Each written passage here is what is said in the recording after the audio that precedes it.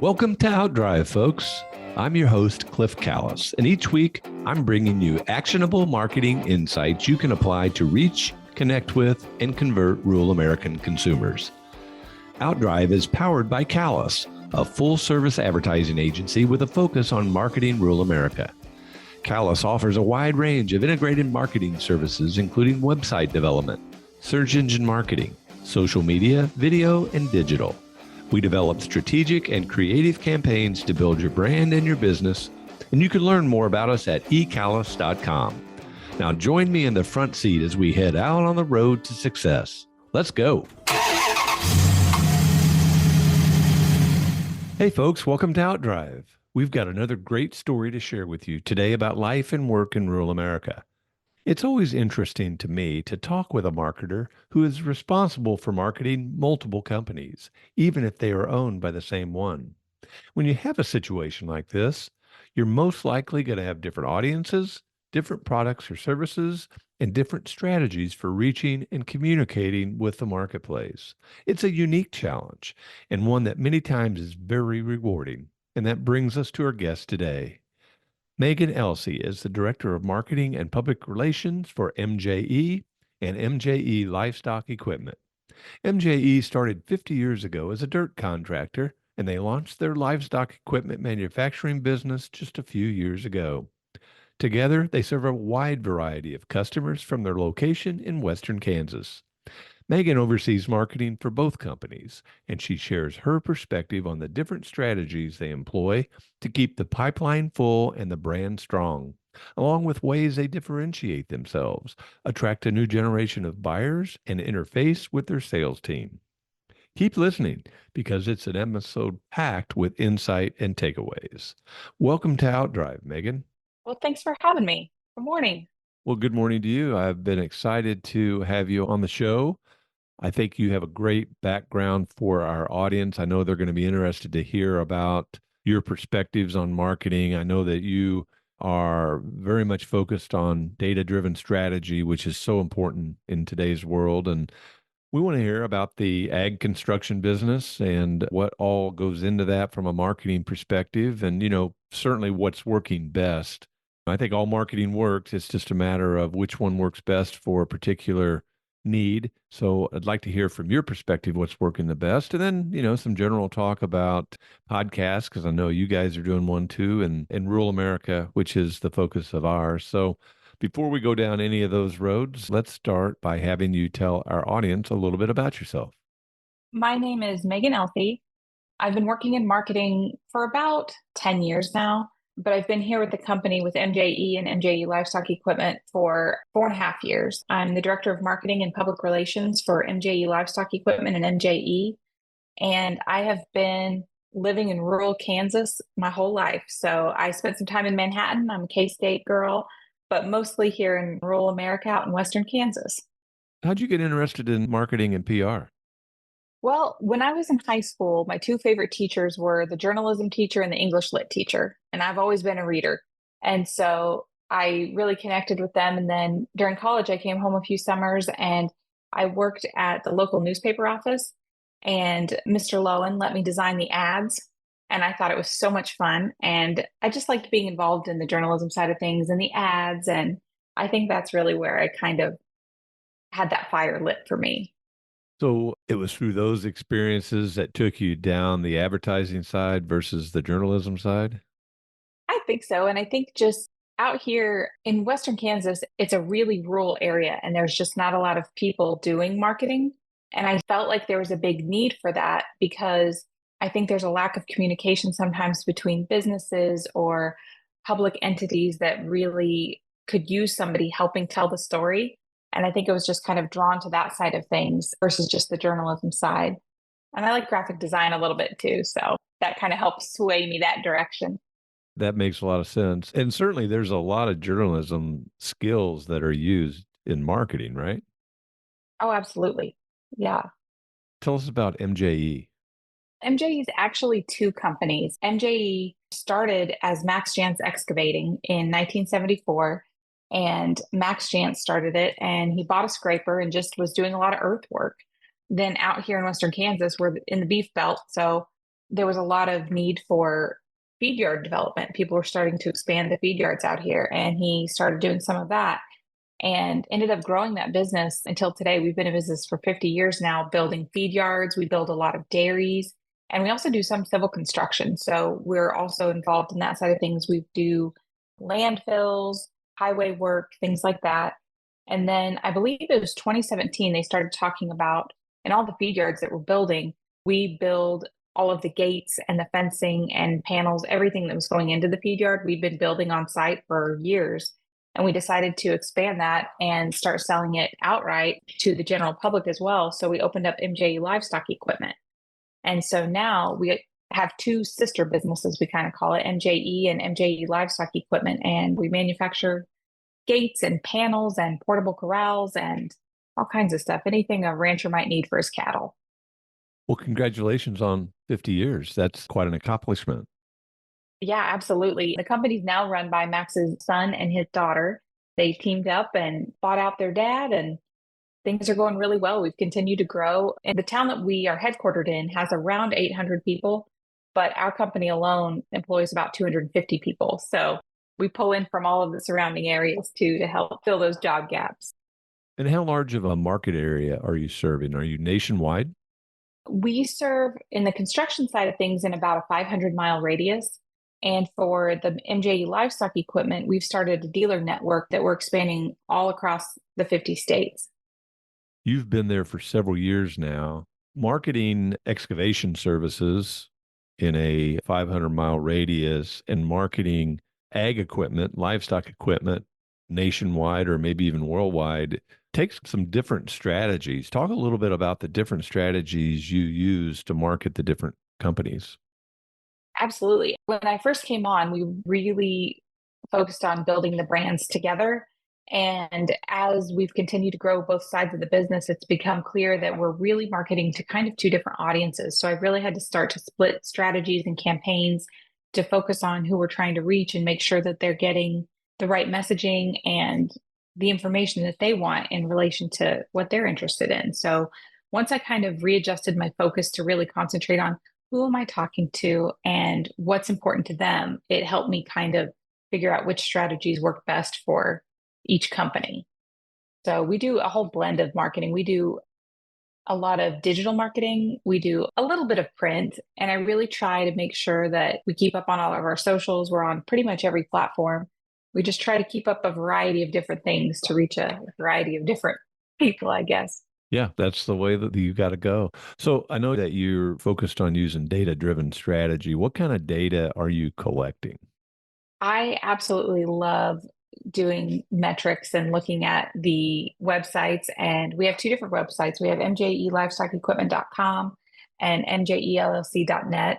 And that's when it really became clear to me that we were bringing in different people that were interested in learning more about us. And so when I really started to collect information about who's coming to the site, how long are they staying? Are they returning? Did they come from an ad I ran on LinkedIn? Did they come from a Facebook post I put up? And trying to learn where they came from helped me decide where to put my efforts into. I'm the only person on staff here that does marketing specifically, but I do work with an agency out of Wichita that helps me with all the Google Analytics, and they just help me narrow my focus sometimes and help me really make sure that the efforts I'm putting in are aligned to the ultimate goal. So I work with them a lot too. That really helps me get a lot more done than I could just on my own. What do you think it is about data that excites you? Because you sound very passionate about the data side of what you do. I think it's because it's such a blend of psychology and information. So a lot of times, especially when I was first starting, I would design things based on gut feelings, or I would just be convinced of something like, oh, this is going to be great. People are really going to like this ad, or this is the message I want to put out there. And then when you look at the data, you're able to see what really is working.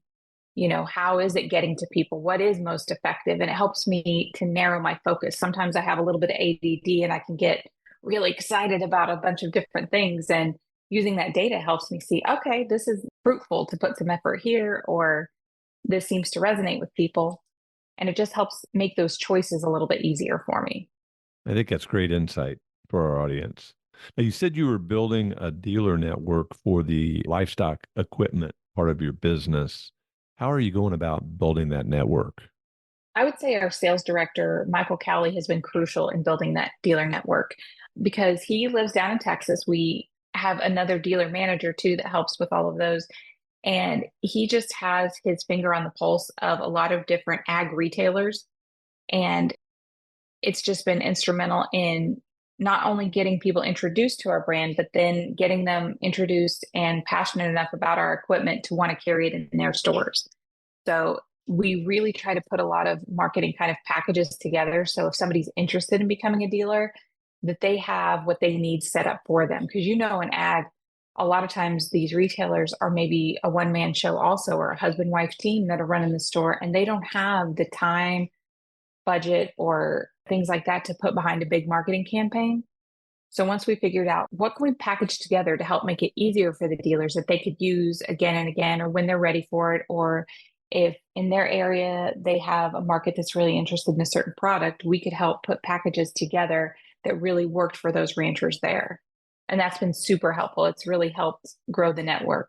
Another thing that we do that's a little bit different than other ag companies or livestock equipment companies is that right when I came on, we made the decision to put our retail prices right online. We have e-commerce available to everybody too. And that was kind of a little bit different than some other equipment companies because when you're growing a dealer network, you want to make sure that there's room for the dealers in the transaction. But we also wanted to be transparent to the ranchers. Like when they're trying to put budgets together for themselves, they want to know, like, well, what am I looking at when I'm making these big purchases for my ranch? And we wanted to make sure that we stayed transparent and that we made it easy for people to shop our equipment and to get that. And when I'm car shopping, I will go online and I'll look at a million different sites and help get myself prepared to make those big choices. And we wanted to make that easy for the ranchers to do too. So that's been part of our strategy is really just being transparent and letting people have all the information they need to make those big decisions. I think that's a great strategy. So, do you also drop ship? So, can somebody come to your e-commerce site, make a purchase, and then you sell it on behalf of one of your dealers?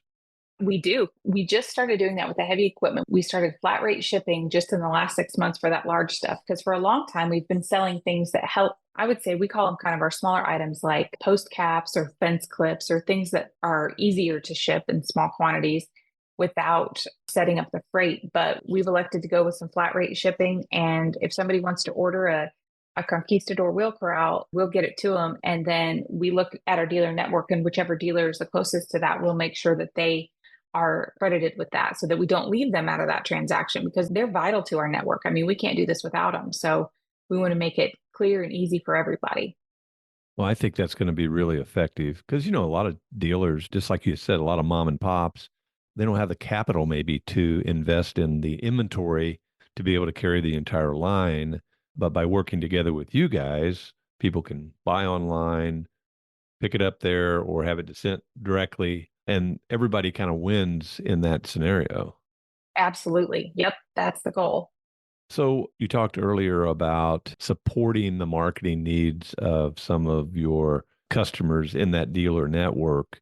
How do you interface with the sales team and the sales director? Sometimes in organization there are silos. It's almost like they don't even talk to each other. And then in other organizations, they're so fully integrated that it's all very seamless operations. How do you interface with your sales team? Absolutely. I would say I am on the phone with them or emailing them or FaceTiming them multiple times a day. As anything comes up, we're just in connection all the time. And it really helps when you like the people that you work with. And I'm really fortunate in that I really like the people I work with.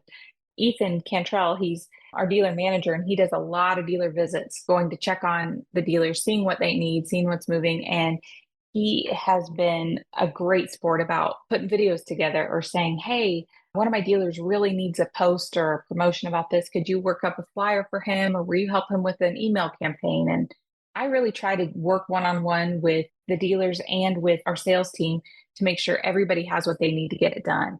And yeah, I think that's the best way to go about it is just kind of on a case by case basis. And Ethan will call and say, yesterday he had one of our dealers, he's up in Idaho, and he's going to start carrying some freestanding panels and he needed a post about it. And so I said, well, I'll put that together. And one of our sales girls had gotten some pictures down at the shop when they had these panels in production, and she sent those over, and I was able to get everything to them pretty quickly. So we just kind of work as a pretty cohesive team. Sounds like it. Well, and I think what you've described is the most successful approach for most companies. You mentioned the video, and in preparation for today, I watched your 50th anniversary video. Very interesting, very well done. I want to commend you for that. I assume you had a lead role in making that happen. Yeah, I worked with Intake Studios out of Kansas City, and they've helped us with some of our, I would say, bigger production videos. And they were fantastic. They really helped get to know us. We worked with them on a couple of other projects. And yeah, that video was so much fun. It was a highlight for me of the anniversary party that we had. That's where we debuted. It was at our 50th anniversary party back in March. And it was so much fun to watch Max and Aaron and Heather get to see it. And yeah, it was a lot of fun. Well, it told a great story. And, video is so powerful. In our business, video is driving a lot of conversions today. It's driving sales because people are gathering their information that way. So, again, nice job with that. You have described your path to marketing with us as somewhat unconventional. Expand on that just a bit. Sure. When I graduated from high school, I wasn't sure what I wanted to do. I went to K-State, and first semester I was convinced I was going to be a teacher because I thought, well, I'm not a farmer. So kind of out in Western Kansas, I was kind of raised with the idea that, oh, you're either going to be a farmer, you're going to be a teacher, or you're going to work in healthcare. And that's all the jobs there are. So first semester I studied that. And while I love kids, I just realized teaching wasn't going to be for me. And so I transitioned into English literature, studied that for a while, and then took a bunch of classes in mass communication. I didn't finish with my bachelor's, but I moved home and really started working for several different companies that I could see right away needed help in marketing. I really kind of came up in the age with the internet too. And so it helped me as I came home and found a spot for myself in places where I was pretty tech savvy and could help people get a Facebook page going or could help redesign a website. That I think helped me be valuable to the companies I was working with and helped me get a leg up on where I was going to go with my career. So that's definitely how I did it. And now I just read and watch videos about and learn anything I can. I've really been close with the marketing team at Gredeman Group out of Wichita. And they really focus a lot on aviation marketing, but they are experts in the field. And I've worked with them a lot. And I have learned so much from working alongside them. I mean, any kind of information that I can get, I do. I listened to a podcast also about rural marketing. I was so excited to find Outdrive because I'm like, this is exactly what I want to listen to. This is just right up my alley to learn from everybody that comes on your podcast, how they're marketing and reaching that rural audience. So yeah, there's another one called Making a Marketer that talks a lot about that too. And I learned so much from listening to podcasts like yours and podcasts like that one. That's kind of been my path. Well, we appreciate your interest. We're always excited to bring on a new listener. You mentioned podcast. You guys have a podcast of your own, right? That you direct? Yeah, we just started it. We are releasing our second episode today, actually. I think I'm going to launch it today, but it's called Groundbreakers Stories of Rural Innovation. Because as I've grown in this role, I have just noticed the feed yard owners, the ranchers, the people working in ag out here have so many stories to tell, and there's not really a place to do it. So, our podcast is really focusing on bringing in guests that have a story to tell or doing something new or innovative and just letting them tell that story. We want to make sure that the focus is on the guest and the ag industry, and we're kind of secondary to it just because it's something we want to listen to also. We want to hear these stories and we want to share these stories with other people in the ag industry. So I'm always afraid too that if we're not telling these stories, then someone might be telling them for us. And so the more positive things we can bring to the ag marketing world, the better. Absolutely. Oh, and there is so much innovation going on in rural America that people are not aware of. So hats off to you for doing it and good luck. Is this going to be a weekly, monthly, bi-weekly series? Right now, we're doing it monthly. So I had to see how it was going to fit in with all the other stuff I'm doing. I try to do, a blog post every week and a press release and hopefully a video as well. And, adding a podcast, I'm like, okay, do we have the time? Do we have the bandwidth? And It's been great. People make it really easy, I think, to do it. And we've got a couple of guests lined up for the next ones, I hope, that will be coming in the next few months to talk about some cool things that are happening out here. So Well, congratulations. So, folks, there's another one to listen to, Groundbreakers, Rural Innovation. So, you mentioned a couple of other marketing strategies you're using. What else is out there that you're using? And then what do you think is working the best? I would say for the livestock equipment, our social media ads are becoming really big drivers of traffic to the website that are converting into really good leads. And we primarily focus on marketing to farmers and ranchers. And then we also, just to generate some brand awareness so that our dealers have an easier time marketing and selling our product. And then we also run ads really directed to merchandisers and retailers so that they understand that we're there and available to them. And that's been really successful on that front. On the construction side of things, for MJE, I really focus on LinkedIn. That seems to be a better place. Our ads perform a little bit better over on LinkedIn with the feed yard managers. That seems to be where they hang out. So yeah, that's kind of been a big driver of traffic for us is paid social media ads for sure. What platforms are you using? Certainly Facebook. Yep, Facebook and LinkedIn, a little bit of Instagram. That's really where we focus. Every once in a while, when we have like big events like NCBA, we'll do some programmatic ads that will just be kind of everywhere. But yeah, we primarily focus on Facebook and Instagram a little bit. And we've also started doing organic. We don't do paid ads, but we've started TikTok, which I was nervous about because I'm shy and I don't want to be in front of the camera. But Ethan, our dealer manager, he's very charismatic and he's been a great sport about when he's doing a dealer visit, he'll just get out there and convince the dealer to make a video with him. And it's been fantastic. And Braley, our inside sales rep, has gotten out and made a few videos with some of the staff down at the office, just taking tours through the equipment. So it's been a lot of fun. And that's where the kids are hanging out. It's on TikTok. So we figured we could better be there too. We're trying to appeal to people in the ag industry of all ages because we have decision makers at every level. And if we silo ourselves into thinking that only the older generation are making the business decisions, I think we're going to miss out because there's a lot of young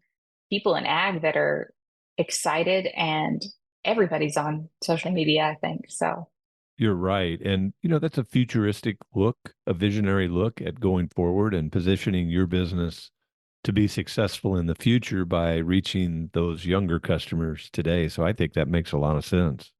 So we talked a little bit about marketing and your specific role, and we talked about the sales team and you guys working together. How do you view your role as it relates to growing the business? my job, I think, is to make sure that we keep our pipeline full and that the world knows about our company and about our products. So as long as I can make sure that our audience is equipped with as much information and a familiarity with our brand as I can, I think I've done a good job. I'll let the salesman kind of close the sale, but I just want to make sure that I get it. People know who we are. So, Well, I think you said that about as well as you possibly can. Pipeline full, and then people know your brand and know who you are. Because you're right, marketing really can't sell products and services. There has to be a conversion there somewhere that falls back on the sales team, but marketing can get the sale ready. It just can't close the deal. So I like your perspective on that. What's a typical day look like for you? I'm usually at our north office, which is where our construction company is headquartered. So, I start my day off here, but our manufacturing shop where we make all of our equipment is 2 miles into town. And so it's not uncommon for me to spend part of the day up here and part of the day down there, just seeing what's going on. I feel like my company's pretty flexible about remote working if you need to or want to. A lot of us have kids and families and stuff, but I really like being in the office. I'm one of those weirdos that I like to be in the office. I can't see what's going on if I'm not here. And so it's hard for me to tell the stories about things that are happening around here if I'm not catching the buzz and seeing the project managers before they head out for the day and learning more about what's happening in the field and what's being made down at the shop. So that's where I start my day. And yeah, I could go anywhere from there. Well, I like how you're so hands on with what you're doing because just in talking to you, I realize you have a real good handle on the things that you're doing and you're trying new things. You're working with your agency to let them help drive some of that. I like your approach. I know there are a lot of competitors out there Do you view your marketplace as crowded? I'd say that there's a lot of different companies doing similar things to the way that we're doing, but I think that everybody kind of has a different approach. And I think there's room for everybody. I really feel like, especially on the livestock equipment side of things, everybody has different features that really appeal to different markets. And I think there's lots of room for all of us. There's a lot of other ag companies doing a lot of cool things too. And I would be crazy not to watch them and learn from them. And I think it's crowded, but I think that everybody's kind of doing a little bit of a different thing. And yeah, there's room to stand out when your product's a little bit different in some way. We really try to focus on making stuff that's really heavy duty and long lasting. And that's kind of the direction that we take, I guess. And I know that everybody's got some good stuff too. So it's not that other companies don't make heavy duty, long lasting equipment, but yeah, it's trying to find our people. A lot of what you said there was really good. What I might add is with so many different people, but each one having their own, I guess, differentiation, what would you say is your differentiation? Is it the heavy duty? Yeah, I'd say we're heavy duty and I'd say we're American made. So we really source our steel domestically and we make all of our equipment right here in small town Kansas. And so I think that's a little bit different than some other companies. And our products that have been designed by ranchers themselves. So we don't try to change things that don't need a shift. But if we see an opportunity where, wow, it would really be great if this piece of equipment did this, or I would love it if it had a bigger solar panel for the hydraulics or things like that. Those are ways that we look for ways to be different and to make sure that we're not just cranking out the same things that everybody else is. Well, I bet your customers really love you. I think in watching the video, your 50th anniversary video, and all the different testimonials that you included with so many people saying such good things about you, you obviously make a good product, stand behind it, and deliver exceptional customer service. I think, again, you are to be commended for that. Well, thank you. On the construction side of things, too, our crews, I've never met guys more proud and involved in their different jobs. We have concrete crews that are they're concrete wizards. The guys out there have their own special touch, and everybody takes a lot of pride in what they do. I know the equipment operators are the same way. They want to make sure that their lines are perfect. We just have a lot of people that care a lot about every part that they're doing. And it makes a difference in the end product, whether that's a facility that you're going to use for 50 years or whether that's a corral that you bought for your place. The pride that our people take in the things that they're making makes a huge difference. I think that is really what sets us apart is how much the people making the equipment or just building the feed yards or the dairies, how much they care about the work that they're doing. There's such a great work ethic in rural America. I mean, it really is one of the things that sets us apart. And sounds like you guys are doing that, really focused on the quality side of your business. Because, honestly, if you're going to have a long range view of doing business, you better make a pretty good product, stand behind it, and you better deliver exceptional customer service. And that, kind of translates into quality.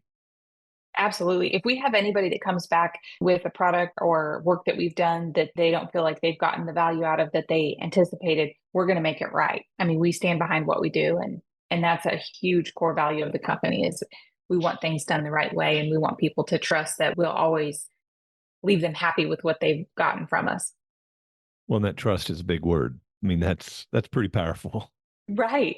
So you talked earlier about how you love to read and that you consume a lot of different media and information to stay up on what's happening in our industry because, marketing just keeps evolving and technology is driving a lot of that. What do you see out there right now from a marketing perspective that you think is really cool? I'd say the biggest thing that I've been learning too is that you don't have to put a big production in to get a really quality piece of content to share with somebody. I used to be so scared to post anything that wasn't just perfect. I've discovered, like, through the analytics that people want authentic. It doesn't have to be a high budget production, it has to be authentic.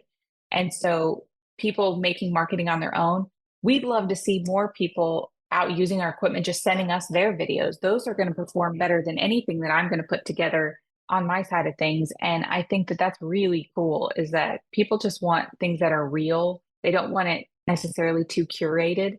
And I think that especially resonates with an ag audience. They don't want anything that's too buttoned up, they're rugged. So That's great direction. So, folks, if you're listening out there and you're proud of your relationship with MJE, send them some videos. They're going to use them. absolutely. Yeah.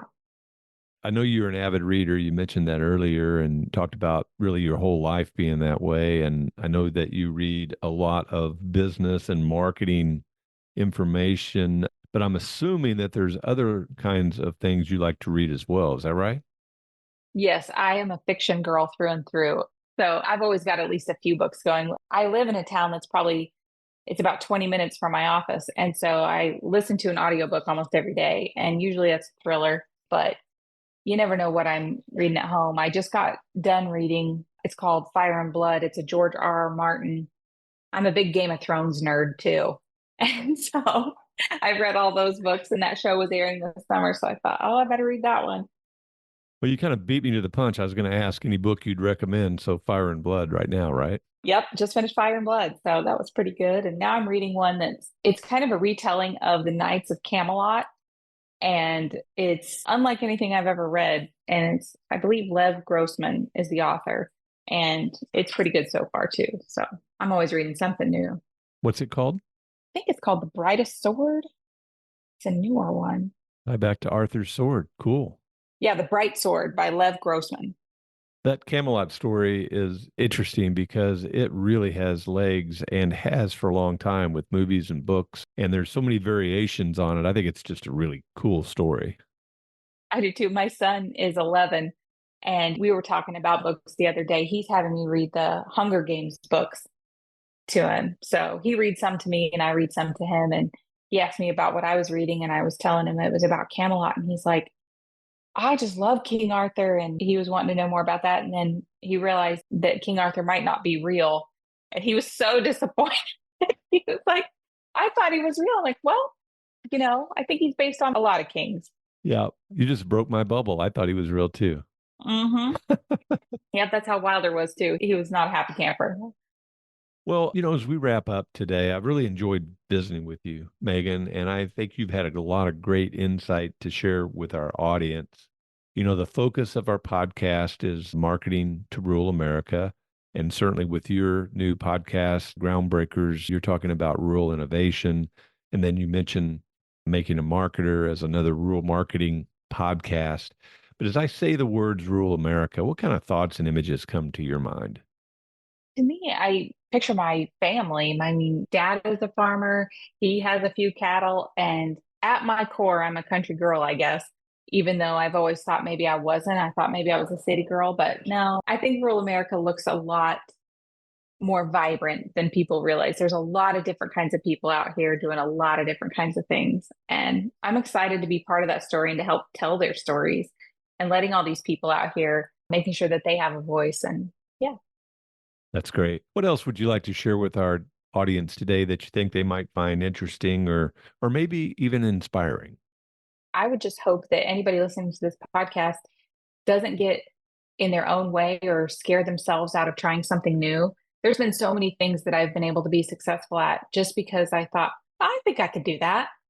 And then just trying for it. And sometimes it works and sometimes it doesn't, but you never move forward if you don't try. And so I would just encourage everybody who's thinking about putting together a social media channel or doing some kind of marketing, just try it. Memories are short. Do your best and get some stuff out there. Just take action. That's awesome advice. Megan, thanks for being with us today. Well, thank you. I appreciate it. I'm so pleased to be on your podcast and I can't wait to hear it. Well, enjoyed having you on here. Folks, thanks for listening to Outdrive. I hope you've enjoyed our visit today with Megan Elsey, Director of Marketing and Public Relations for MJE and MJE Livestock Equipment. Come back again next week and I'll take you down the roads of rural America where it's heaven on earth. Thanks for taking a ride with us on Outdrive. This episode is complete, so head on over to eCallis.com for more insight you can apply to help drive your business growth. And be sure to sign up for our free monthly e-letter, Outthink, for even more helpful content about marketing to rural America. Have a great day and keep on driving.